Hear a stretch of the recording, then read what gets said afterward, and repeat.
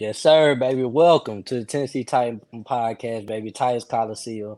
Sorry for the us being so late. We had a bunch of technical difficulties going on, some unfortunate events, but we here to talk about our favorite football team, man. This your boy RJ Ellison at the RJ Show. We got my boy Leonard Firestone in the building. Got my other boy Marako Taylor in the building. How y'all boys doing, man? Man, we blessed as always, man. Hey, man, the haters try to hate, but hey, man, you can't keep us down, man. Most It's been definitely, a most hectic, definitely. stressful damn day. But man, we own it.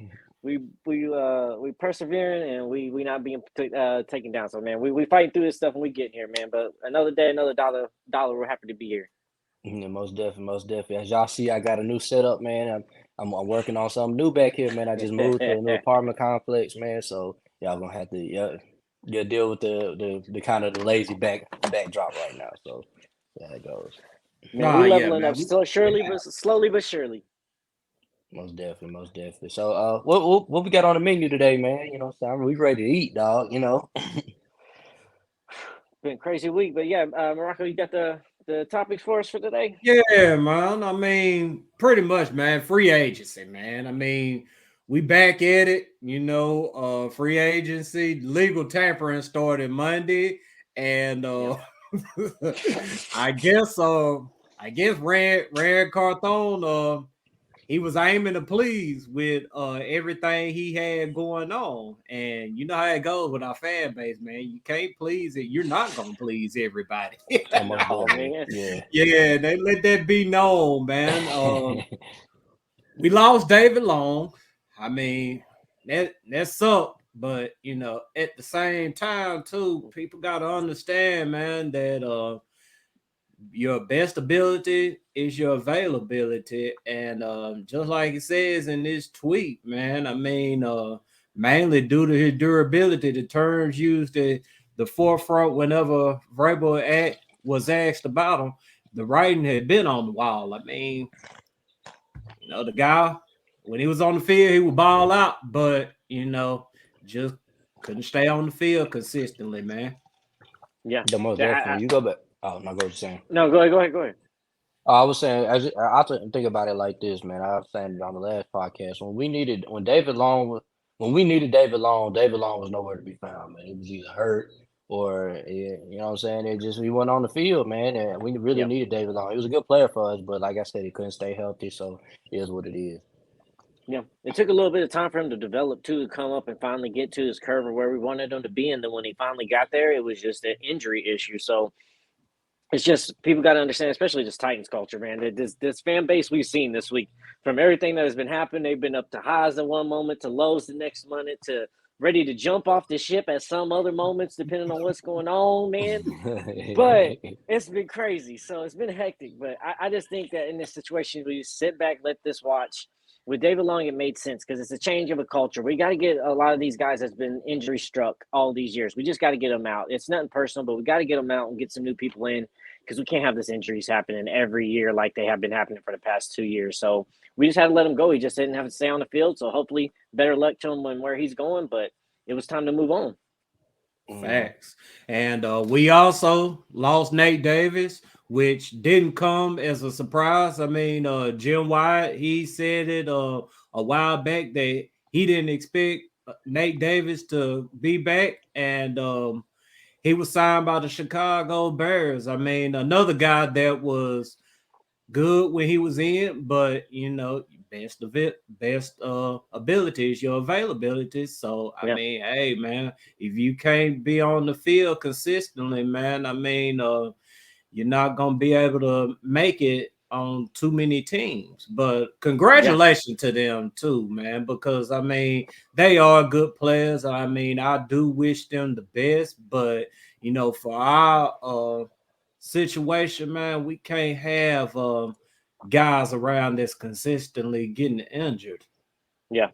Facts. And Yeah, that's most what definitely, most definitely. some of these people are going is just going to be simply because of that, because of injury, and it's just time to change the culture a little bit. Yeah, and I feel like these players, man, this sends a message right here that you better get your body right, man, because if you're not on this field, man, you're not gonna be on this team. You're gonna be looking for another contract for another team. If you love Mike Vrabel and the way he does things, man, you better get your stuff together, man. Yeah, This is a yeah, and privilege, man, to play for this guy. yeah, and like you kind of said on our show last night with the 615 podcast, is that Vrabel kind of called him out, and they've kind of been questioning some of these people that are you really injured or are you just you hurt? Because it seems like some of y'all's just been kind of hurt and you're not injured and you ain't been willing to play through it, and that's what kind of seemed with David Long in some incidents. So you got to show up, man. You got to be on that field. So it kind of seemed that like he might have not been as tough of a player as Vrabel would have liked in situations. Vrabel, he wants them tough. He wants them smart, fast, and tough. Yeah, man. And you can't control injuries because injuries are a part of the game. It's gonna happen. But at the same time, you can control your work ethic, man. Not saying that these guys is not, putting in the work or whatever, but it's a certain type of way to go about things or whatever. And you keep on seeing soft tissue being the thing with these injuries amongst Titan players, man. And, for Vrabel to express how he felt the way he expressed himself, it tells me that they're going against the grain with their training regimen. Yeah, most definitely. One thing, did you guys read their report about Nate Davis and Mike Vrabel? Apparently, Mike Vrabel said that he hated Nate Davis. He didn't like him. I wasn't really a big fan of Nate Davis. I just think he was I heard that. I think he was just a really good run blocker. But you go out and look at him. Look. I was reading that after he got cut, apparently Mike Vrabel he hated the guy, and I was like, man, I ain't ever. I don't think he hated him, but he probably just didn't.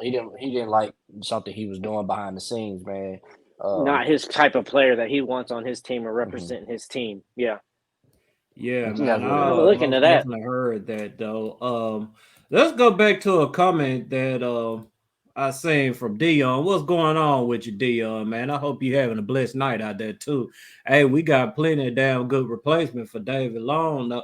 Yeah, man, our linebacker and of course they were solid. When Cunningham and Long were out, man, we got some fairly decent linebacker play. We're gonna get into the linebackers and who's gonna be replacing David Long here soon. Yep. But yeah, man, I believe as long as Mike Vrabel is here, we're gonna be good at linebacker. Yeah, most definitely. You want to talk about the guy that we just brought in? Yeah, let's go ahead and do it, man. Yeah. And also, how's it going, Kelly? I see your comment there as well.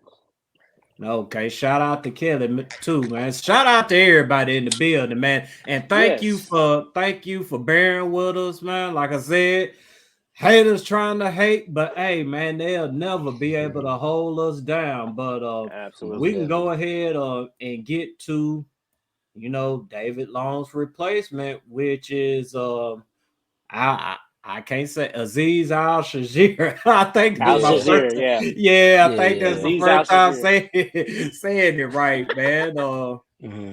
As you can see, man, shoot, he's been getting, some love throughout the Twitter universe or whatever. James Foster, No Flag Film, said this is the linebacker version of Delaney Walker, good player from San Francisco that deserves a bigger role. And hey, man, I couldn't agree more, man. This dude right here, he brings a whole lot of physicality. And that's exactly what we're looking for out of a linebacker, especially out of a linebacker that's going to be replacing David Long. And as you see up here, Teron Davenport said he played 3 months with a torn UCL in his elbow during his junior year at Florida Atlantic. That's a tough guy right there. And I agree with Teron as well, man. Just tough dude. And yeah, man, I got some highlights from him as well, man. I'll go ahead and roll it for y'all. All right. Yeah, as you can see, man, just pure violence, man. When he's good lane. Yeah, man. When he's sniffing out that run, whenever he sees his target, he goes at him. Tack, no hesitation, man. Yeah, man. Smart player too, man. I mean, he understands gap assignments and all of that. Yeah, Yeah. he is light on his feet, man, shuffling left and right and everything. He's real Mm-hmm. good with footwork. Right, Yeah, right, I right. definitely like that film. That's the first thing I do when we sign a player. I go look at the film and see what he's good and what his pros and cons are, man. And what I saw from him, man, he seems like he's very intelligent. His pursuit to the ball is there. He's not scared to hit running backs in coverage. I think he can cover, man. He look from what I saw in that film, it looks like he's not somebody you just pick on all game. You know what I'm saying? So we'll see how he does with Y- us. Yeah, exactly. Hmm. But yeah, man, let's go ahead and pull a comment up here.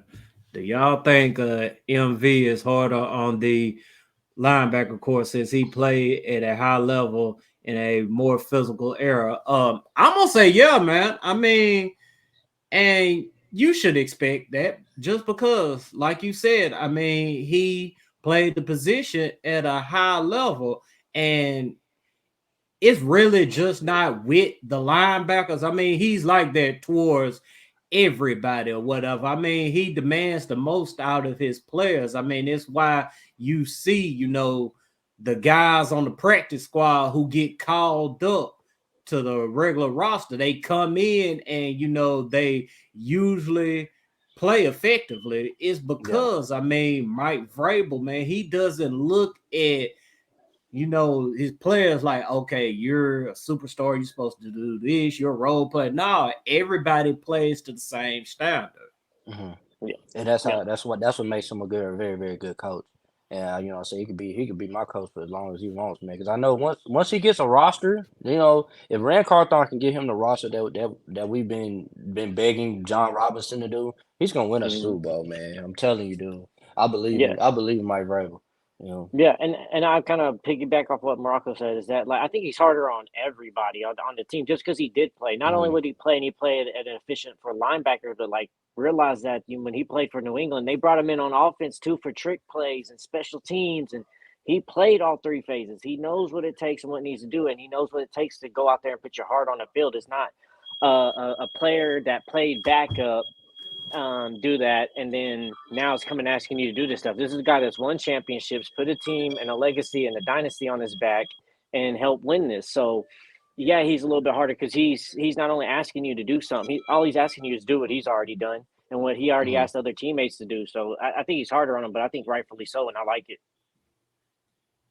Yeah, and we gotta remember that linebacker is his baby. I mean, I'm sure that he probably is hard, very, very hard on the linebacker because he knows that position like the back of his hand. So I just Yes. look at it like this though. It's gonna be he's gonna be harder on them. He knows what he wants from his linebackers. That's what it's there. All Yeah, yeah, right, and I what we agree with got in Dion this here. next comment?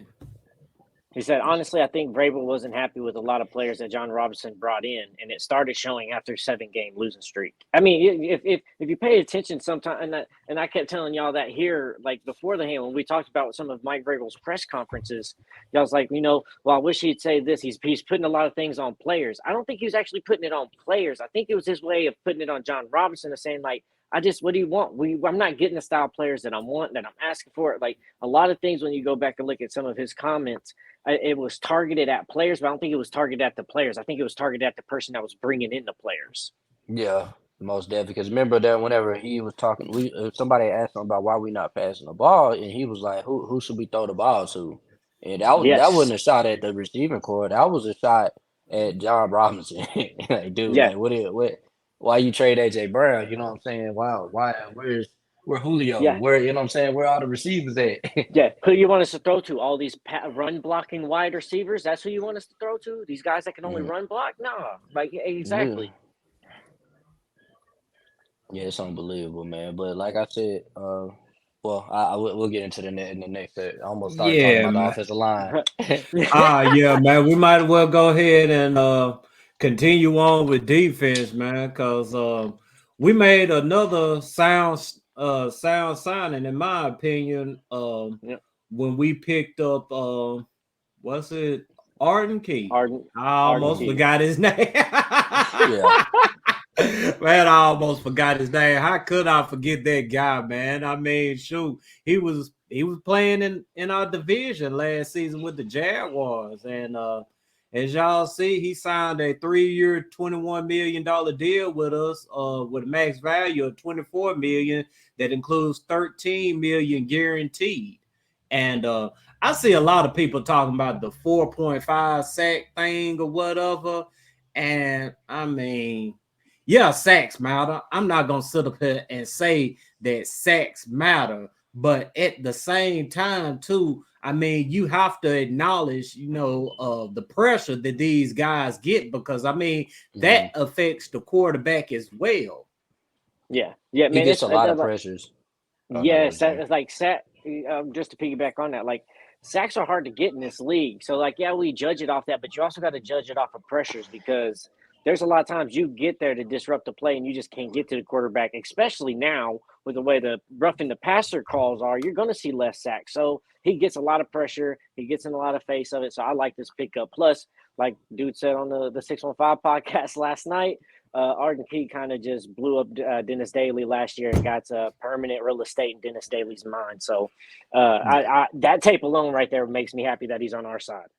What I like about man. Oh. Go ahead, man. Go ahead and I'll run it, man. Okay. Before he runs it, I will say I really, really like his versatility, man. Like if you go watch his film, man, he can play in the inside like the Nico Autry. He can go into the outside like Bud Dupree. He has a lot of Bud Dupree traits in him. If you watch him play, man, Bud Dupree when he's at his best, he reminds me a lot of Arden Key. So you go ahead and play the embarrassing clip, man. I already know what you got. Yeah, man. Freaking Dennis Daly, man, just getting whooped as usual, man. I mean, it's light work, man. I mean, oh my god! I wouldn't even call it a funny bull in the rush. Moment, bro. It wasn't. That's what we was dealing with all season last year, bro. I was trying to tell people that. I'm like, dude, like our offensive line is already 2 times better than it was last year, and we didn't even see him play. Like, yeah. Bruh, it was not funny at the moment. We kept coming on the show getting aggravated talking about this stuff, but finally it got to a point where it's kind of funny now. Finally, it's kind of funny. It's not fully funny. Still hurts. Now we're gonna look back at that season and be like, bro, do you remember when our offensive line it was so bad that we couldn't even run the ball like with Derrick Henry? We couldn't even run the ball with Derrick Henry, bro. Hey, Arthur, you remember when the offensive line was so bad we could go out there and block? Yeah, bro. I'm telling you, man. Marako could have been our left tackle, bro, and been better than Dennis Daly, bro. Oh God, bro, my 6-year-old son could have done better, man. Man. But speaking of, man, I mean, thank God we ain't got to deal with Dennis Daly anymore, and his replacement. I will say that I expect him to be much, much, much better than him. And Dion said, man, Fuller coming back up. Man, everybody blew up Dennis Daly. That's a low hanging fruit. Touche. I mean, touche. Right. That's why I say, man, his replacement should be much, much, much better. And his replacement is Andrew Dillard. And this was the first signing that Rand Carthon made. And the fan base wasn't too happy about it. I mean, they were expecting McGlinchey, Orlando Brown. I mean, you know how our fans are, man. I mean, they expect the most even when we have little.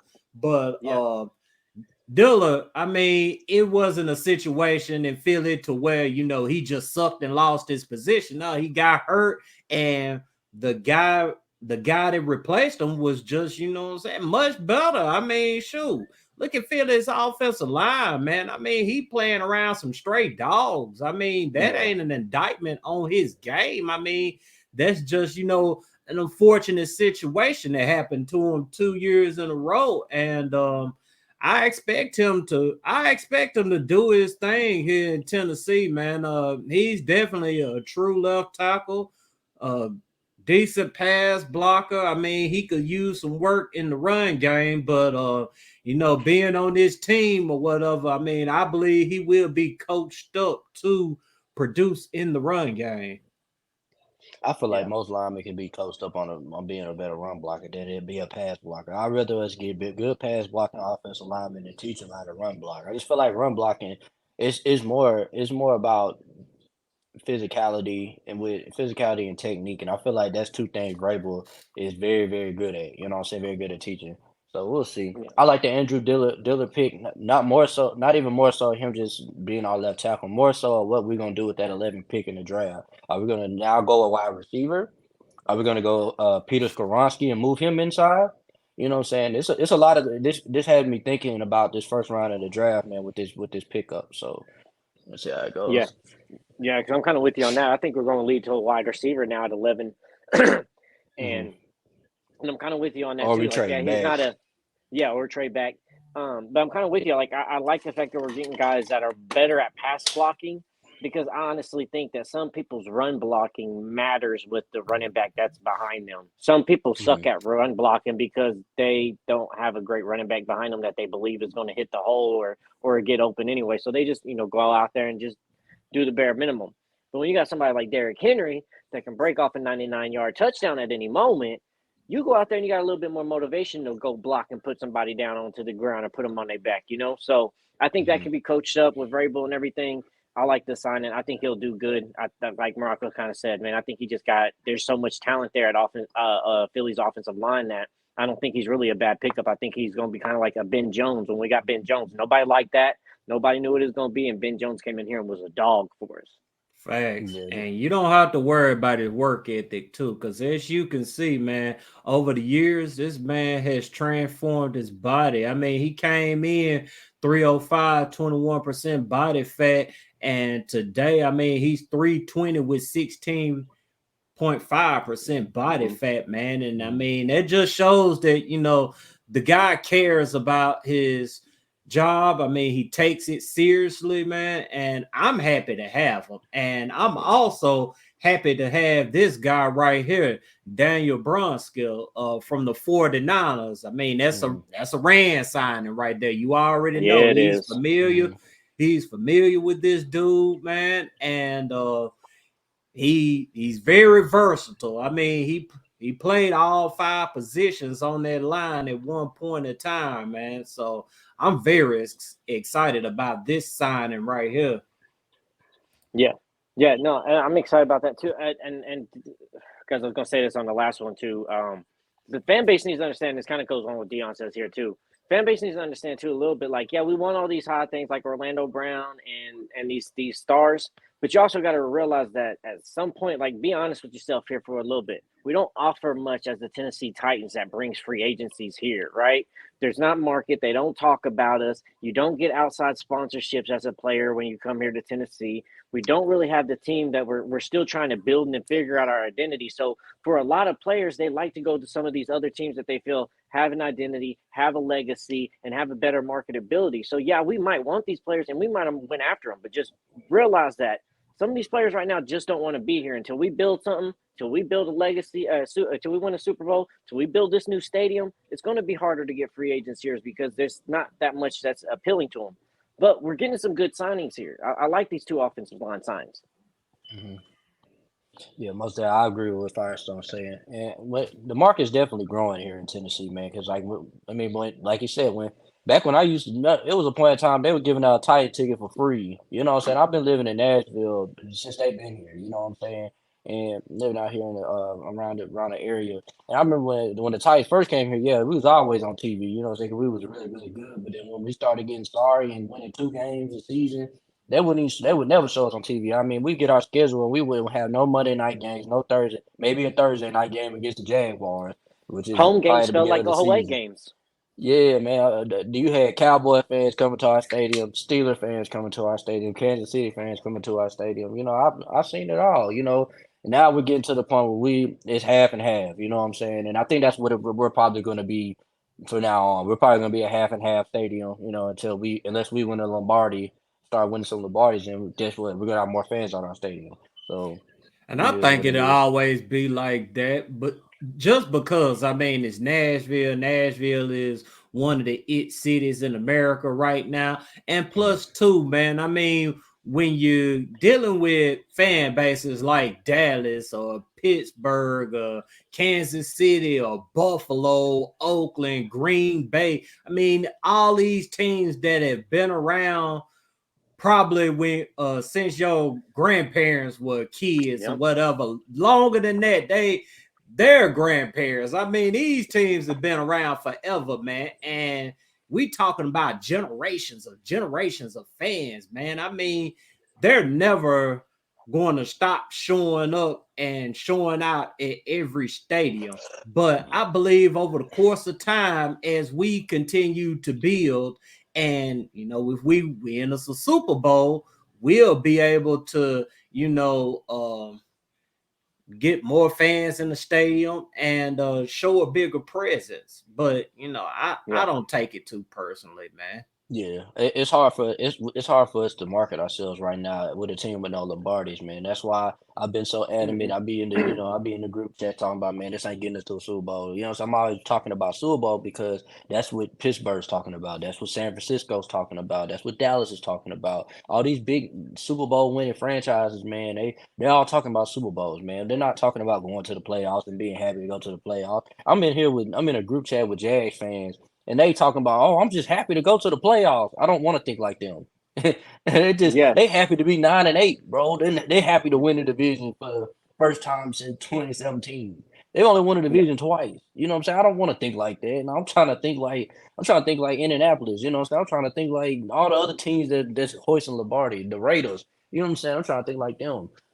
Yep. Because, we're still one of the young teams in this league. We ain't been around 99. We're still one of the young teams in this league. So, we have them Oilers days, but for whatever reason, the NFL wants to act like them Oiler days don't count towards the Titans and them Oiler days count towards them Texans. And I don't get that shit. So, we're still a young team, still trying to earn stuff. So, some of these other teams that's been around and has legacies and dynasties, bro, they get more pull with free agencies. But I believe we're going towards the right path to start bringing that shit in. Yeah. And people got to understand people got to understand as well. I mean, everybody wants to win a Super Bowl, but at the same time, man, I mean, everybody ain't just, just so, stuck on Super Bowl. I mean, it's a process to get there. Yeah, you got to win in the regular season. You got to make it to the playoffs. Your best path to make it to the playoffs is to win your division. When people mention, hey, this is what we doing. I mean, I feel like we can win the division. It ain't that they just not sitting up thinking about just winning the division and being happy with that. No, they understand the process. They're not concerned with the ultimate goal. See, when you on a mission or whatever, I mean, you set goals, and how you supposed to attack those goals is you're supposed to look at your smaller goals, because if you keep looking at your bigger goal, man, you're going to stress yourself out and you're going to end up failing. That's why I always mention, hey, man, we need to worry about, winning this game right here. Let's win this division, get to the playoffs. We make it to the playoffs, man, ain't no telling what'll happen, man. And it ain't nobody selling for mediocrity to all that foolishness. Y'all say, nah, people just understand how to go about accomplishing goals, and they trust in the process. So let them do their thing and stop downing them just because they ain't sitting up hollering out Super Bowl, Super Bowl, Super Bowl. Yeah, 100%. You said that as best as it can be said, man. It's a process, man. We gotta take the baby steps. Like I said, I got a friend that's a Patriots fan, and he done seen 6 of them. You know what I'm saying? He's telling me, like, dude, he said it's baby steps, man. Like, you know what I'm saying? You gotta first you gotta beat the teams in your division, win your division, get in the playoffs, take it a game at a time, at a time, man. It's not, you don't think Super Bowl in round 1. You know what I'm saying? It's game, beat this team. All right, let's go. Get to the next team. Let's figure out how to beat this team. On to the next one. You know what I'm saying? That's how you get there. My dad, he's a Pittsburgh Steelers fan. You know what I'm saying? He done seen probably all 6 of them because with his old ass. There you go, throwing shots. I got to, man. You just don't understand what it's like living with a Pittsburgh. So Man, he already been on your phone there for the show with old man. He's with that military shit. You know, me and your dad, my dad and your dad both Steeler fans. So, bro, I know exactly what you're talking about. I had to live that shit too. Still do. He's a huge Bradshaw fan. But Dion, man, man, you're right. One game at a time, man. I mean, people just gotta understand that. But I just think it's, the impatience of some people, and then also too following other teams, man. That's why I'm familiar with the other teams and what they got going on, but I don't just sit up and follow them. Why? Because I'm more concerned with what we got going on. Yeah. I'm trying to figure out how to fix these holes. And I keep my right now the team. I'm letting y'all know now the team that we need to keep our eye on, and it ain't the Jaguars. It's the Houston Texans, man. They are signing everybody, bro. They're literally. I'm like, dude, what? I was like, they keep signing people. I'm like, what in the world? They're about to get. They're trying to get Denzel Perryman, and it's like it's coming down to us and them. And I think they're gonna get him. And you know what I'm saying? I look at it like this: What team does the Houston Texans remind you of?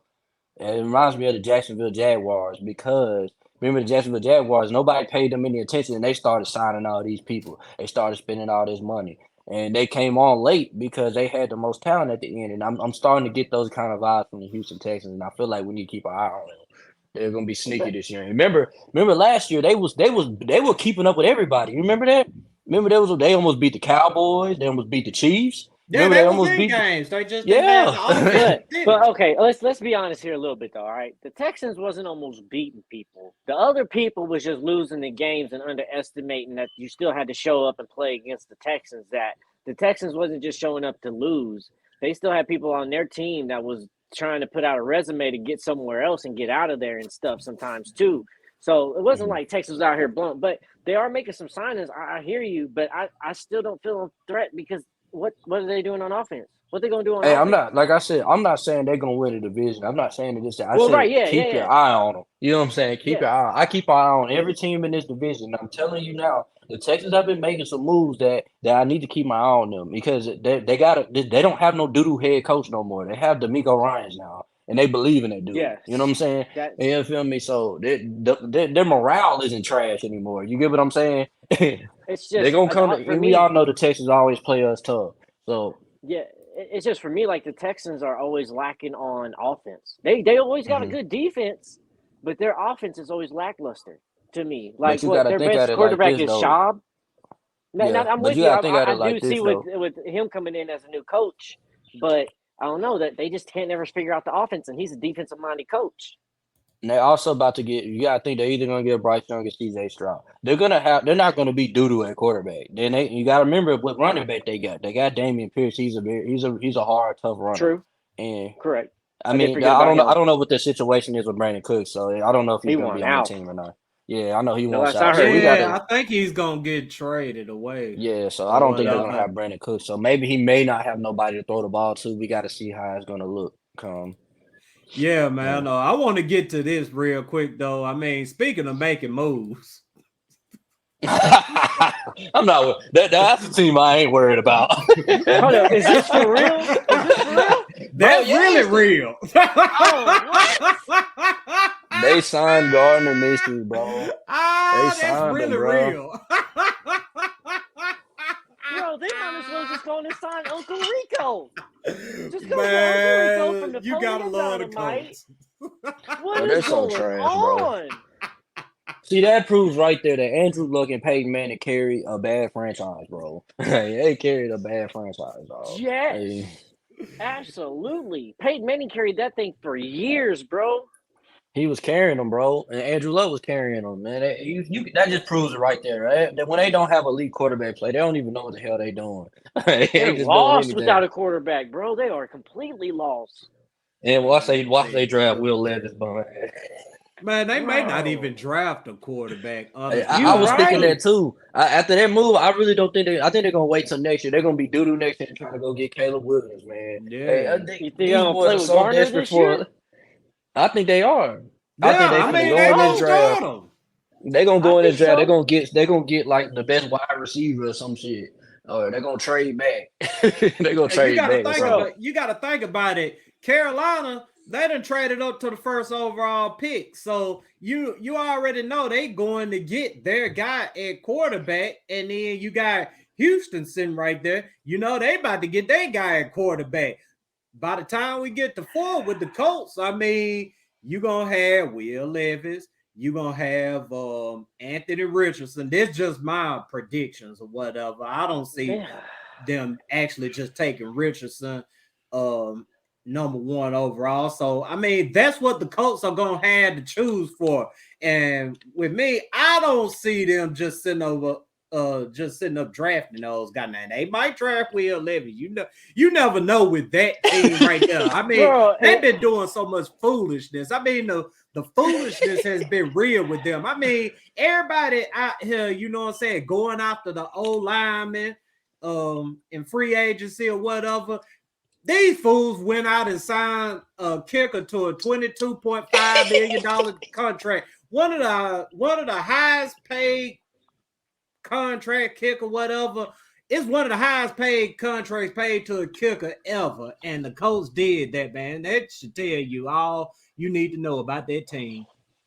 Yeah, the Colts, man, trash. Trash. It just seems like at this point, if they're gonna go get Gardner Minshew and the Minshew mania, bro, you might as well just call Tim Tebow up and be like, "Hey, bro, you think you got something?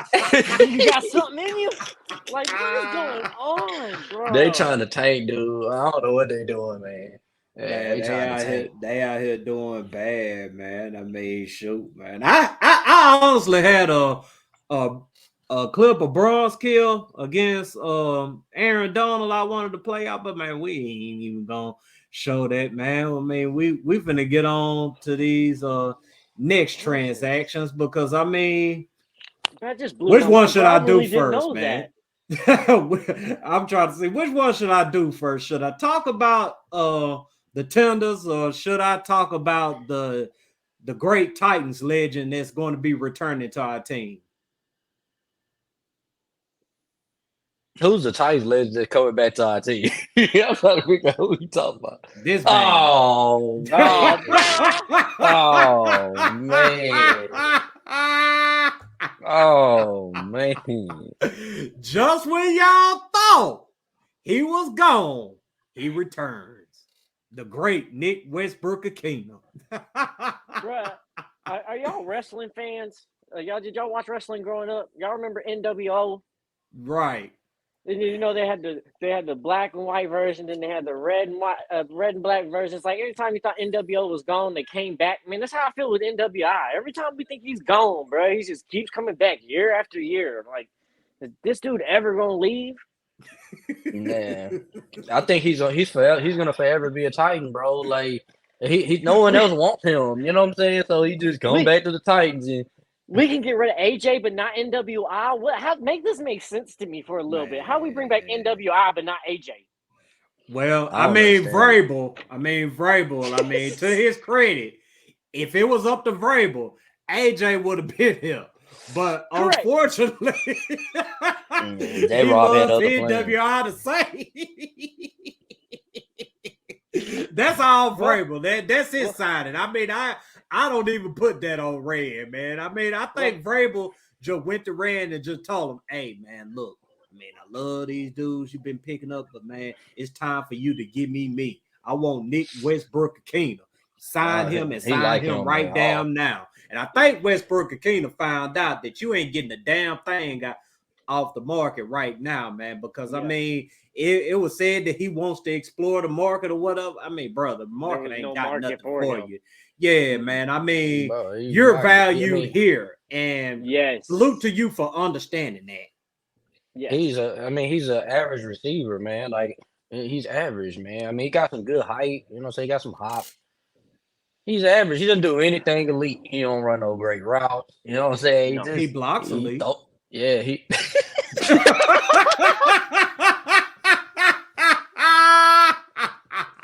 See, that means something on our team. See, if AJ would have probably run a lot better, J-Rob would have kept him around. Bro, yeah, man, that means something on our team. He might be the best blocking wide receiver in the league. But it means something to us. He might be the best blocking receiver in the league, bro. Nick Westbrook-Akina, man. Let me see what Dion say. Y'all laughing, but NWI is going to ball out this year. NWI is like herpes to us. We got him for a lot. Man, I'm telling you, man. But I wish him the best, though. I mean, I don't wish any player the best that in the Titan jersey.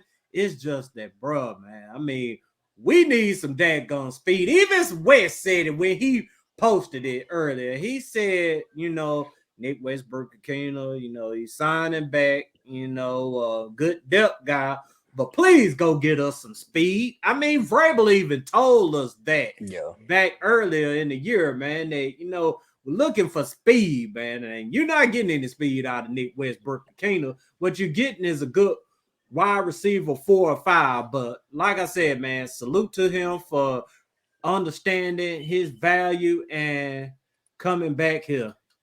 Yeah, because it definitely sounds like it really feels like how we used to watch some movies as kids, and the little kid got mad at mom and dad, and they're like, "I'm running away," and mom and dad's like, "Okay, have fun, pack your bag," and then the kid gets to the door and then turns around and is like, "I'm just playing, please." That's what it was like. They had a hand on the door. It was like, "No, never mind. Please, can I just stay? I was just bluffing. There ain't nothing out there for me." I mean, it's a familiarity. He knows what he wants. Maybe he has a leadership role that Vrabel's going to be like, okay, well, in all seriousness, when other guys come in and we bring people in, this is the guy that I know that's been here and can teach these guys the culture and believes and bought into the method that we're coaching here. So maybe he's that guy. He don't have to be on the field. Maybe he's a good locker room guy that's going to help bring in some of these other guys and help them transition into the roles that they need to be. Nick Westbrook-Akina is probably going to have a 600-yard receiving season and 5 TDs. I think that's a good. I'll take that from him. Yeah, that's what I said. I think that's a good Nick Westbrook-Akina season. That's him balling out. And there's nothing wrong with that. That's not a bad season for a wide receiver. Yeah, that's a damn good season. Yeah, that's a damn good season. I feel like he's capable of that. Is that over exaggerating? You know what I'm saying? No, you in my mind, I was just sitting there thinking, bro, I think he's gonna have more tackles on special teams than he's gonna have receptions. Oh man, I wouldn't doubt that at all, man. But let's go ahead and get to some other guys that I think fans will be much happier coming back for another season with the Titans. I know I'm excited about 2 out of 3. I wanted to say 3 out of 3, but I mean, Brewer is good, man. I mean, I like Brewer. Good. I just think he's out of position, man. He's out of position. Man. He don't need to play left guard. He needs to. If we put him at center, I think he's gonna thrive. What he does, he's a very like you say, tough. You know what I'm saying? Like he can do what Ben Jones do, man. He's tough. He was playing out of position. Mm-hmm. Yeah, and I agree with you. And we kind of talked about that last night, on the 615 podcast, where we were talking about, moving to center, maybe it'd be better that he's not undersized there. So I was kind of looking at some of the other centers, bro. He's not far off from Jason Kelce's stature. Mm-hmm. So he's not far off from his build. And Jason Kelce does it pretty good at center. So he might be able to get away with it. But I just don't know. Maybe he's just going to be a backup guy that comes in if somebody's hurt and is going to play role. Bro, I kind of hope he's not going to be a starter for us, because there's many times he looked lost and he got blown up on plays, and it's even going to be more so like that at center. They coming at you harder at center when you got to snap the ball and get up there for all that stuff. So hopefully, but I don't know. I'm kind of with Marako. I'm happy about 2 of the 3, and they make sense to me, but I kind of hope we don't start Brewer next year after what last year looked like. But I agree. I look at it like this though. They're gonna pay Brewer $4 million next year. I think he's gonna be starting. And that's, if you pay somebody $4 million, you have to start. So let's see how it goes. Yeah, man, he should be better. I mean, if he's playing center, if he's playing his natural position, because I remember when he played center for us or whatnot. Ben Jones got hurt and he played center. Yeah. I think it was in a couple games, and he wasn't bad at center, but just sitting there looking at him at guard this past season, man, I was like, boy, they need to get him and Dennis Daly the hell on, man. They keep Brewer, man. They need to send him straight to Wendy's and straight to a weight room. I mean, I've been saying that for the last month or 2, man. Straight Wendy's and weight room. That needs to be his training regimen right there. But I'm more happy about Tierra Tart coming back, man, because that's my dude right there. I mean, he's like the David Long of the defensive line. Like this dude is literally always around the football. I mean, he done made multiple big plays for us, game changing plays, man. You know who he reminds me of though, man. He got that Vincent Wilfork in him. I mean, he's got a lot of that. You remember Vincent Wilfork from the Patriots. I mean, big dude, man, just eating up blockers. And then before you know it, man, this man right here just makes a play, and you wonder, like, how in the hell this big dude do all that right there, man? I was about to say something else, but I mean, hey, man, I love Tierra Tart. I want to see him around here for a damn long time. Yeah, Tierra Tart, man, hard-working player, you know what I'm saying? From when he first got here, I'll never forget the first game I seen Tierra Tart, and that was when we played the Indianapolis Colts when we was beating the brace off of them in Indianapolis, and I think it was in 2020. Remember we had lost to Indianapolis 2 weeks before. We gonna get them next time we played them. Man, there was one play, Tierra Tart. I can't remember what lineman he was on, man. He pushed him all the way back in the Phillip Rivers. And I said, who is that boy right there? You know what I'm saying? I'm like, that boy is cold. And that was, you know what I'm saying? That was my first Tierra Tart moment, man. And I was looking at the line, man. Tierra Tart, man, yeah, you good to stay, man. You good to stay, man. He that dude, man. And that's another position that, as long as Variable here, I feel like we're going to be good. And that's on the D line. I mean, Jeffrey Simmons, I mean, he plays a huge role in that right there.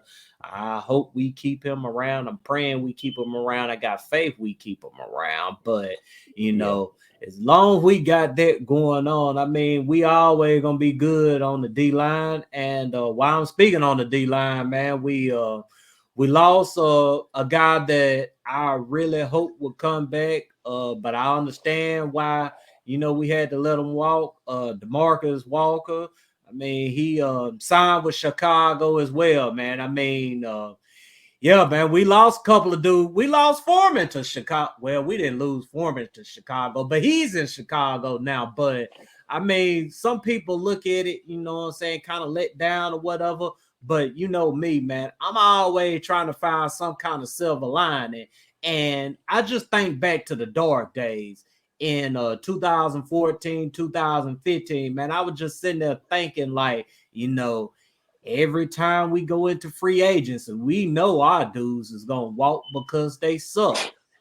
And that's not the case nowadays, man. Our dudes is walking because, I mean, they're out here. I mean, they're overvaluing themselves, man. I mean, you can't keep everybody, man. And I mean, I take that right there as we're doing right.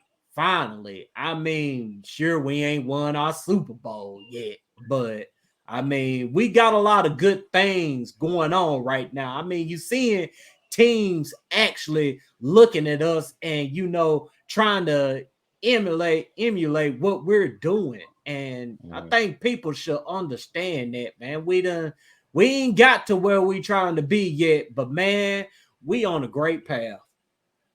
Most definitely. But yeah, man, y'all got anything else? The Chicago Titans, yep. Last year was Atlanta. This year is Chicago, man. I mean, like I said, man, teams are trying to emulate what we doing, man. And it may suck to see these players leave, but it's a beautiful thing because that these players are some damn good players, man. And I'm gonna be looking for them to do big things as they play with their new teams, man. But we finna go ahead and wrap the show up, man. Like I said, thank y'all for understanding what we're going through. I mean, next week, hopefully, I mean, we're gonna be here with y'all 8:30 p.m. Central Time, man. Make sure y'all like, share, subscribe. RJ, you got anything you want to say before we head on out? Like I said, man, thank y'all for tuning in. You know what I'm saying? We love doing this show. We love hopping on here. Hey, Marako, man, I'm gonna shout you out, man. You ran a damn good show today, man. You know what I'm saying? So, hey, I make sure I I shout couldn't you out do it without online, man. y'all, man. I couldn't do it without y'all, man. Most definitely. But yeah, sorry. Like I said, sorry for the inconvenience. Today, usually we start at 8:30. Today we started with 9:30 or something. So, like, We're a little late thank today. you for still tuning in. Sorry about that. But hey, that's all I gotta say. So. Yeah, absolutely, man. Y'all, we appreciate y'all. Y'all have a wonderful day. We'll see y'all next episode. All right,